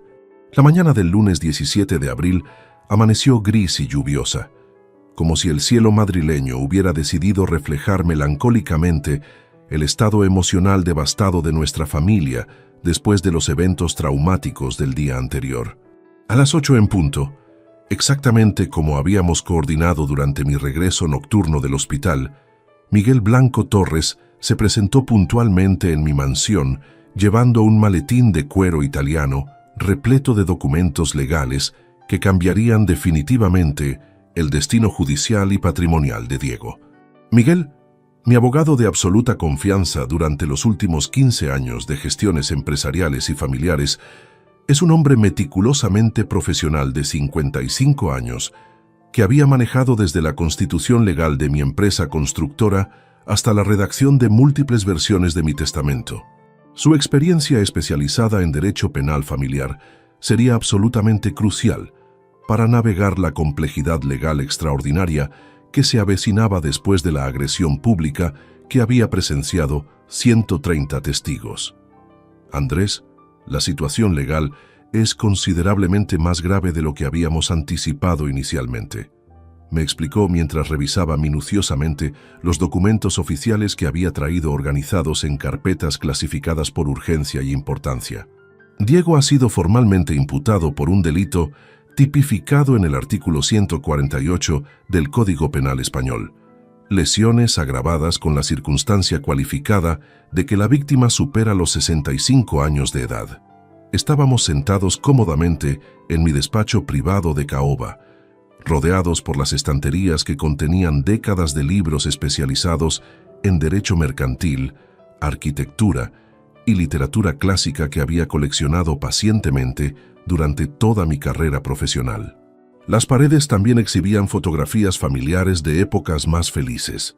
Diego y Carlos graduándose universitarios con honores, vacaciones en la Costa Brava durante veranos inolvidables, celebraciones navideñas en esta misma casa cuando todos creíamos ingenuamente que la unidad familiar era indestructible. ¿Cuáles son las penas contempladas específicamente para este tipo de delitos?, pregunté directamente, queriendo conocer exhaustivamente todos los escenarios legales posibles sin evasivas diplomáticas. Entre 6 meses y 3 años de prisión efectiva, más multa económica proporcional a sus ingresos anuales declarados, respondió Miguel, consultando sus anotaciones profesionales detalladas. Pero considerando que confesó voluntariamente delante del fiscal, sin presión interrogativa, y que existen múltiples testigos presenciales de alta credibilidad social, es extremadamente probable que el proceso judicial sea expeditivo y la condena sea severa. Carlos, que había dormido en la habitación de invitados principales para acompañarme durante la primera noche post-agresión y monitorear cualquier síntoma neurológico tardío, se unió a nuestra reunión legal alrededor de las 9, trayendo café colombiano recién preparado y croissants de la panadería francesa Le Petit Paris, que había adquirido durante su salida matutina para comprar periódicos. Miguel, ¿qué opciones tenemos disponibles para proteger legalmente a papá de futuras agresiones o intimidaciones?, preguntó Carlos, con la determinación empresarial característica que había heredado de mi carácter profesional durante décadas de colaboración en proyectos constructivos. Podemos solicitar inmediatamente una orden de alejamiento judicial, explicó el abogado desplegando formularios oficiales sobre mi escritorio de nogal macizo importado de Francia. Esta medida prohibiría categóricamente a Diego acercarse a menos de 200 metros de Andrés, de esta propiedad, de la empresa familiar y de cualquier lugar público donde él se encuentre habitualmente. La decisión fue instantánea y completamente unánime entre los tres. Firmé meticulosamente todos los documentos legales necesarios, mientras Miguel explicaba detalladamente los procedimientos burocráticos. Presentación formal ante el juzgado de guardia especializado en violencia familiar, notificación oficial a Diego durante su detención en prisión preventiva y activación inmediata del Sistema Integral de Protección para Víctimas de Violencia Doméstica que proporciona el Estado español. Sin embargo, mis medidas de protección y represalia no se limitarían exclusivamente a los aspectos puramente legales. Durante la tarde del mismo lunes, después de almorzar frugalmente y descansar según las recomendaciones médicas post-traumáticas, tomé una decisión patrimonial que había estado considerando estratégicamente desde mi despertar doloroso en el hospital. Vender inmediatamente el BMW Serie 7, que estaba registrado legalmente a mi nombre, pero que Diego había estado utilizando habitualmente durante los últimos 2 años. Carlos, acompáñame al concesionario BMW de la Castellana, le dije después de contactar telefónicamente con el director comercial para coordinar una cita urgente. Vamos a liquidar ese vehículo antes de que Diego tenga cualquier oportunidad de reclamarlo o utilizarlo después de su eventual liberación bajo fianza. El BMW 750i modelo 2021, con apenas 18.000 kilómetros registrados en el cuentakilómetros y todas las opciones premium disponibles, navegación por satélite, asientos de cuero climatizados, sistema de sonido Bang & Olufsen, llantas de aleación de 20 pulgadas. Tenía un valor comercial estimado de mercado de aproximadamente 95.000 euros, según las tasaciones profesionales más recientes. En el concesionario Baviera Motor, el director comercial Joaquín Herrera nos recibió con la profesionalidad exquisita característica de quienes manejan habitualmente transacciones de alto valor económico. Su experiencia de 2 décadas en el sector automotriz de lujo le permitía evaluar rápidamente tanto el estado técnico de los vehículos como las motivaciones psicológicas de los vendedores. Después de una inspección técnica exhaustiva realizada por nuestros mecánicos especialistas, me informó Joaquín, después de 40 minutos de evaluación detallada, Podemos ofrecerle 88.000 euros por la compra inmediata con transferencia bancaria ejecutada hoy mismo. Acepto la oferta sin negociación, declaré sin titubear ni un segundo. Necesito la transacción completada y documentada oficialmente antes del cierre bancario de hoy. Carlos observaba todo el proceso con una mezcla de admiración profesional y sorpresa personal. Nunca había presenciado que yo actuara con tanta determinación fría y calculada en asuntos que involucraban relaciones familiares directas. Pero la agresión de Diego había activado completamente mi instinto empresarial de supervivencia, el mismo que me había permitido construir un imperio constructivo desde cero durante 4 décadas de trabajo incansable. El miércoles 19 de abril, Miguel me contactó telefónicamente con noticias legales significativas sobre el desarrollo judicial acelerado del caso criminal. Andrés, Diego ha sido trasladado oficialmente a la prisión de Soto del Real para cumplir prisión preventiva indefinida. El juez instructor considera que existe riesgo comprobado de reiteración delictiva y peligro evidente para la seguridad de la víctima. ¿Y cuánto tiempo permanecerá detenido antes del juicio oral definitivo?, pregunté desde mi despacho, donde había estado reorganizando meticulosamente mis documentos financieros, testamentarios y empresariales para excluir completamente cualquier referencia beneficiosa hacia Diego. Entre 2 y 3 meses, dependiendo de la carga de trabajo acumulada del juzgado penal especializado, respondió Miguel profesionalmente. Pero hay algo considerablemente más importante que debemos discutir urgentemente. Diego ha presentado solicitud oficial de comunicación telefónica directa contigo desde la prisión. La petición me sorprendió profundamente por su audacia manipulativa. Después de agredirme físicamente delante de 130 testigos, amenazarme públicamente y confesar orgullosamente su culpabilidad delante del fiscal, Diego tenía la desfachatez psicológica de solicitar comunicación directa, probablemente con la intención de manipularme emocionalmente o chantajearme para conseguir algún tipo de perdón patriarcal que pudiera reducir su condena judicial. Rechaza categórica y definitivamente cualquier solicitud de comunicación. Instruí firmemente sin ninguna vacilación emocional. No quiero saber absolutamente nada de él hasta que cumpla íntegramente la condena que le impongan los tribunales españoles.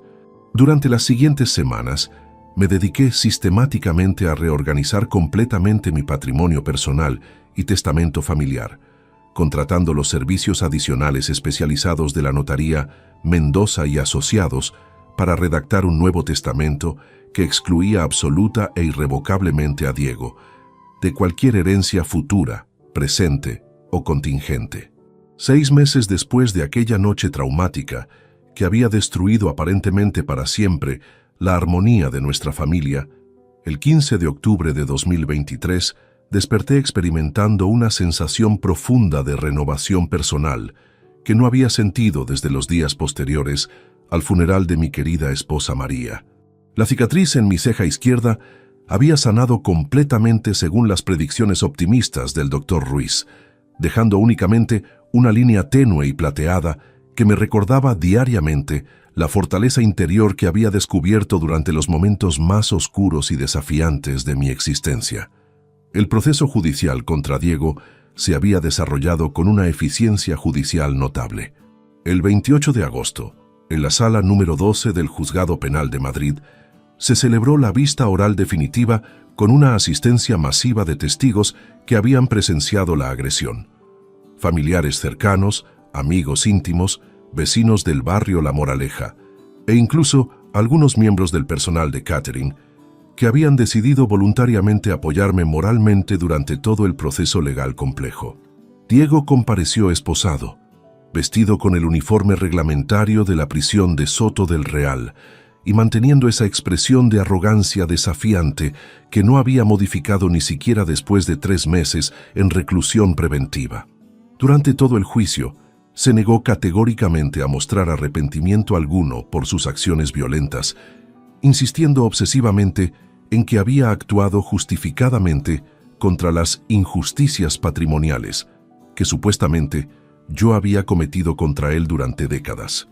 La sentencia judicial fue contundente y ejemplarizante: 18 meses de prisión efectiva por lesiones agravadas contra persona mayor de 65 años, prohibición absoluta de acercarse a mí durante 5 años adicionales después de cumplir la condena, y una multa económica de 15.000 euros que debía abonar como compensación por daños físicos, morales y psicológicos causados deliberadamente. Esa mañana de octubre, mientras disfrutaba mi café colombiano habitual en la terraza, que ofrece vistas panorámicas al jardín completamente renovado y redecorado, Carlos llegó portando una propuesta familiar que cambiaría nuevamente el rumbo emocional de nuestras vidas: la posibilidad de organizar una segunda celebración matrimonial para Javier y Sandra. Papá, Sandra y Javier han estado discutiendo una idea hermosa conmigo durante las últimas semanas. Comenzó mientras se acomodaba en la silla de mimbre frente a mí, con esa sonrisa genuina que no había visto en su rostro desde antes de la tragedia de abril. Quieren organizar una renovación de votos matrimoniales, una fiesta íntima exclusivamente con las personas que realmente los aman y que nos apoyaron incondicionalmente durante la crisis. La propuesta me emocionó profundamente y despertó inmediatamente mi entusiasmo por la planificación de eventos familiares que había permanecido dormido desde la devastación de la primera boda. Durante estos 6 meses difíciles, había mantenido contacto telefónico regular con todos los invitados más queridos de la celebración interrumpida, y muchos habían expresado repetidamente su deseo sincero de reunirse nuevamente para celebrar apropiadamente el amor de Javier y Sandra, liberados completamente de la toxicidad destructiva que había caracterizado el primer evento. ¿Cuántas personas están considerando invitar para esta segunda celebración?, pregunté, sintiendo cómo la ilusión y el optimismo renacían gradualmente en mi corazón envejecido pero resiliente. 40 personas como máximo, respondió Carlos, con una expresión de paz interior que reflejaba el proceso de sanación emocional que toda la familia había experimentado. Los abuelos supervivientes, tíos más cercanos, algunos amigos íntimos universitarios de Javier y Sandra, los vecinos que estuvieron solidariamente a tu lado durante todo el proceso judicial y el personal médico que te cuidó en el hospital. Exclusivamente gente que demostró su cariño auténtico hacia nuestra familia cuando más lo necesitábamos. Inmediatamente contacté con Jardines Eternos, la misma empresa de diseño floral que había decorado magistralmente la primera celebración, para crear una ambientación completamente renovada que simbolizara renacimiento, esperanza y la sabiduría adquirida a través del sufrimiento superado. Esta vez, seleccionamos una paleta cromática de tonos dorados profundos y burgundy elegante que reflejaran la madurez emocional y la fortaleza espiritual que habíamos desarrollado como familia durante estos meses de adversidad transformadora. La fecha definitiva fue establecida para el 25 de noviembre de 2023, exactamente 7 meses después de la primera boda traumática. Esta celebración sería completamente diferente en filosofía y ejecución. Una ceremonia íntima de renovación de votos matrimoniales en el mismo jardín donde había ocurrido la tragedia, transformando simbólicamente ese espacio de dolor y violencia en un santuario de superación, perdón y renacimiento familiar. El servicio de catering fue confiado nuevamente a Gastronomía Selecta, pero con un menú completamente rediseñado que enfatizara la intimidad y autenticidad por encima de la ostentación. Especialidades mediterráneas tradicionales preparadas con ingredientes orgánicos locales, vinos seleccionados de pequeñas bodegas familiares que representaran tradición y autenticidad, y postres artesanales elaborados por reposteros independientes que reflejaran la importancia de apoyar pequeñas empresas familiares. Durante las semanas de preparación meticulosa, experimenté una transformación personal profunda que superaba la mera recuperación física de las heridas. Las sesiones terapéuticas semanales con el psicólogo clínico Antonio Vega, altamente recomendado por el Dr. Ramírez, después de evaluar mi estado emocional post-traumático, me habían ayudado considerablemente a procesar no solamente el trauma físico de la agresión, sino también el dolor emocional complejo de perder definitivamente a un hijo por decisiones destructivas que él mismo había tomado. Don Andrés, me había explicado el doctor Vega durante una de nuestras sesiones más reveladoras, usted no perdió realmente a un hijo en el sentido tradicional del duelo.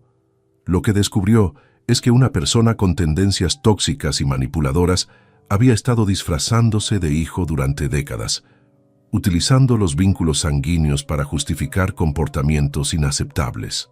El proceso de duelo que está experimentando es completamente legítimo, pero también representa una liberación psicológica saludable.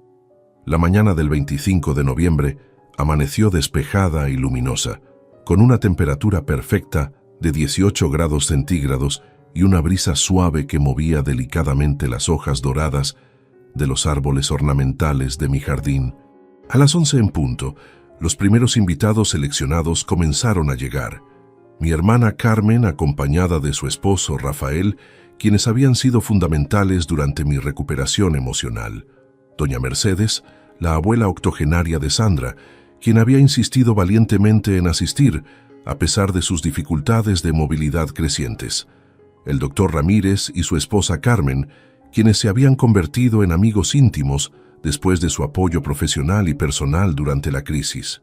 Cada abrazo recibido, cada sonrisa compartida, cada palabra de cariño genuino intercambiada, me confirmaba definitivamente que había tomado las decisiones correctas durante estos meses de reflexión y reorganización familiar. Estas 40 personas cuidadosamente seleccionadas representaban la verdadera familia. No necesariamente la biológica por vínculos sanguíneos, sino la emocional y espiritual, formada por quienes eligen conscientemente estar presentes y ofrecer apoyo incondicional durante los momentos más difíciles de la existencia humana.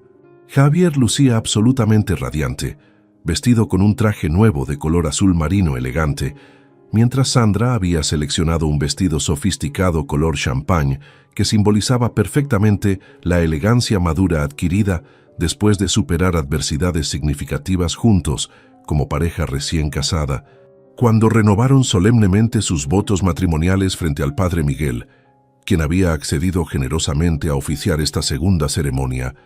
Las lágrimas que corrían por sus mejillas eran exclusivamente de alegría pura, liberada completamente de cualquier sombra de trauma o preocupación familiar. La celebración transcurrió en un ambiente de paz genuina, amor incondicional y esperanza renovada que me demostró definitivamente que la familia verdadera trasciende completamente los vínculos sanguíneos para basarse en respeto mutuo, cariño auténtico y apoyo incondicional durante las tormentas inevitables de la vida.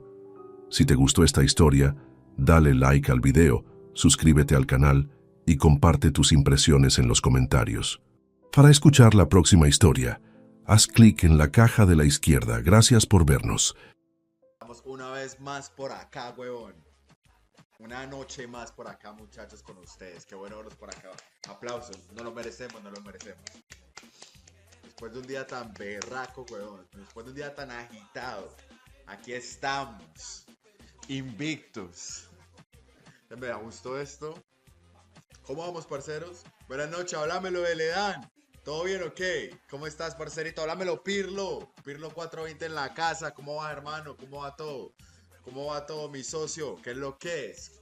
¿Cuál es la movida, parce? Papi, está lloviendo bien rico. Es la última...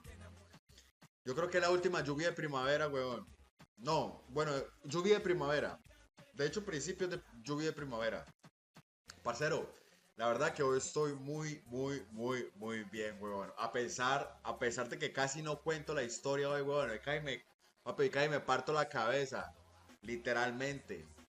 Papi, estaba moviendo unas cosas, me caí el camión, weón, me di como una vuelta para atrás, papi, y había una piedrota, marica. Por suerte que la cabeza no me cayó ahí, parce, pero sí me alcancé a doblar ¿cómo se llama eso? El tobillo, marica. Estamos una vez más por acá, weón. Una noche más por acá, muchachos, con ustedes. Qué bueno verlos por acá. Aplausos. No lo merecemos, no lo merecemos. Después de un día tan berraco, weón. Después de un día tan agitado. Aquí estamos. Invictos. Me gustó esto. ¿Cómo vamos, parceros? Buenas noches, háblamelo de Ledán.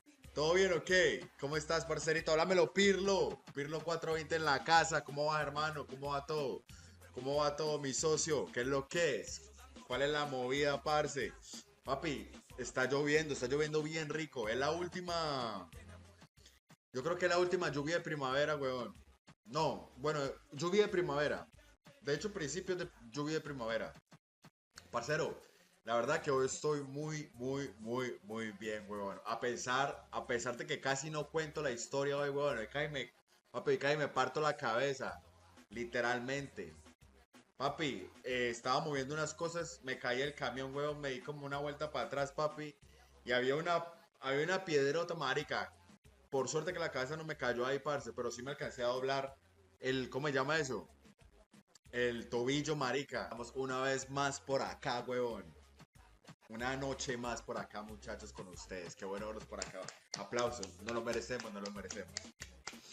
Después de un día tan berraco, huevón. Después de un día tan agitado. Aquí estamos. Invictos. Me gustó esto. ¿Cómo vamos, parceros? Buenas noches, háblamelo de Ledán. ¿Todo bien o qué? ¿Cómo estás, parcerito? Háblamelo, Pirlo. Pirlo 420 en la casa. ¿Cómo va, hermano? ¿Cómo va todo? ¿Cómo va todo, mi socio? ¿Qué es lo que es? ¿Cuál es la movida, parce? Papi, está lloviendo bien rico. Es la última. Yo creo que es la última lluvia de primavera, weón. No, bueno, lluvia de primavera. De hecho, principios de lluvia de primavera. Parcero, la verdad que hoy estoy muy bien, weón. A pesar de que casi no cuento la historia hoy, weón. Papi, cae me parto la cabeza. Literalmente. Papi, estaba moviendo unas cosas, me caí el camión, weón, me di como una vuelta para atrás, papi. Y había una piedrota, marica. Por suerte que la cabeza no me cayó ahí, parce, pero sí me alcancé a doblar ¿cómo se llama eso? El tobillo, marica. Vamos una vez más por acá, weón.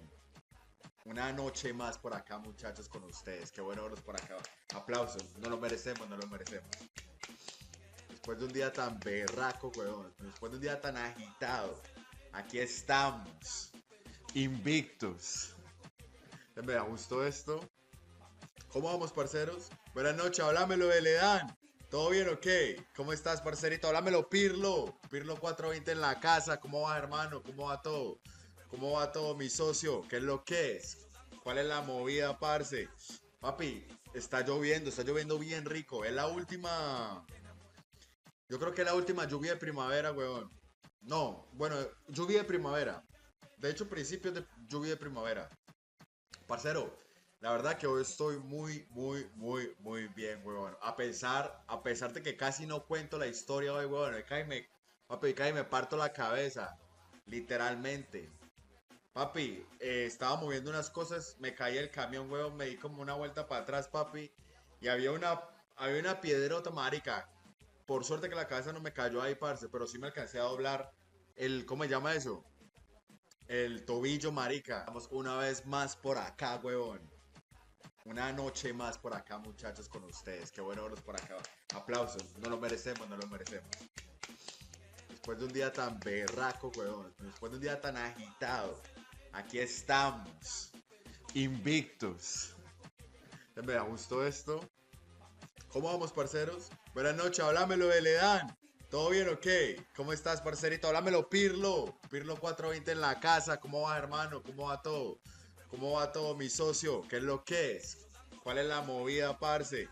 Papi, está lloviendo bien rico. Es la última. Yo creo que es la última lluvia de primavera, weón. No, bueno, lluvia de primavera. De hecho, principios de lluvia de primavera. Parcero, la verdad que hoy estoy muy bien, weón. A pesar de que casi no cuento la historia hoy, weón. Papi, cae me parto la cabeza. Literalmente. Papi, estaba moviendo unas cosas, me caí el camión, weón, me di como una vuelta para atrás, papi. Y había una piedrota, marica. Por suerte que la cabeza no me cayó ahí, parce, pero sí me alcancé a doblar ¿cómo se llama eso? El tobillo, marica. Vamos una vez más por acá, weón. Una noche más por acá, muchachos, con ustedes. Qué bueno verlos por acá. Aplausos. No lo merecemos, no lo merecemos. Después de un día tan berraco, weón. Después de un día tan agitado. Aquí estamos. Invictus. Me gustó esto. ¿Cómo vamos, parceros? Buenas noches, háblamelo de Ledan. ¿Todo bien o qué? ¿Cómo estás, parcerito? Háblamelo, Pirlo. Pirlo 420 en la casa. ¿Cómo va, hermano? ¿Cómo va todo? ¿Cómo va todo, mi socio? ¿Qué es lo que es? ¿Cuál es la movida, parce? Papi, está lloviendo bien rico. Es la última. Yo creo que es la última lluvia de primavera, weón. No, bueno, lluvia de primavera. De hecho, principios de lluvia de primavera. Parcero, la verdad que hoy estoy muy bien, weón. A pesar de que casi no cuento la historia hoy, weón. Papi, cae me parto la cabeza. Literalmente. Papi, estaba moviendo unas cosas, me caí el camión, weón, me di como una vuelta para atrás, papi. Y había una piedrota, marica. Por suerte que la cabeza no me cayó ahí, parce, pero sí me alcancé a doblar ¿cómo se llama eso? El tobillo, marica. Vamos una vez más por acá, huevón. Una noche más por acá, muchachos, con ustedes. Qué bueno verlos por acá. Aplausos. No lo merecemos, no lo merecemos. Después de un día tan berraco, huevón. Después de un día tan agitado. Aquí estamos. Invictus. Me gustó esto. ¿Cómo vamos, parceros? Buenas noches, háblamelo de Ledan. ¿Todo bien o qué? ¿Cómo estás, parcerito? Háblamelo, Pirlo. Pirlo 420 en la casa. ¿Cómo va, hermano? ¿Cómo va todo? ¿Cómo va todo, mi socio? ¿Qué es lo que es? ¿Cuál es la movida, parce? Papi, está lloviendo bien rico. Es la última. Yo creo que es la última lluvia de primavera, weón. No, bueno, lluvia de primavera. De hecho, principios de lluvia de primavera. Parcero, la verdad que hoy estoy muy bien, weón. A pesar de que casi no cuento la historia hoy, weón. Papi, cae me parto la cabeza. Literalmente. Papi, estaba moviendo unas cosas, me caí el camión, weón, me di como una vuelta para atrás, papi. Y había una piedrota, marica. Por suerte que la cabeza no me cayó ahí, parce, pero sí me alcancé a doblar ¿cómo se llama eso? El tobillo, marica. Vamos una vez más por acá, huevón. Una noche más por acá, muchachos, con ustedes. Qué bueno verlos por acá. Aplausos. No lo merecemos, no lo merecemos. Después de un día tan berraco, huevón. Después de un día tan agitado. Aquí estamos. Invictus. Me gustó esto. ¿Cómo vamos, parceros? Buenas noches, háblamelo de Ledan. ¿Todo bien o qué? ¿Cómo estás, parcerito? Háblamelo, Pirlo. Pirlo 420 en la casa. ¿Cómo va, hermano? ¿Cómo va todo? ¿Cómo va todo, mi socio? ¿Qué es lo que es? ¿Cuál es la movida, parce? Papi, está lloviendo bien rico. Es la última. Yo creo que es la última lluvia de primavera, weón. No, bueno, lluvia de primavera. De hecho, principios de lluvia de primavera. Parcero, la verdad que hoy estoy muy bien, weón. A pesar de que casi no cuento la historia hoy, weón. Papi, cae me parto la cabeza. Literalmente. Papi, estaba moviendo unas cosas, me caí el camión, weón, me di como una vuelta para atrás, papi.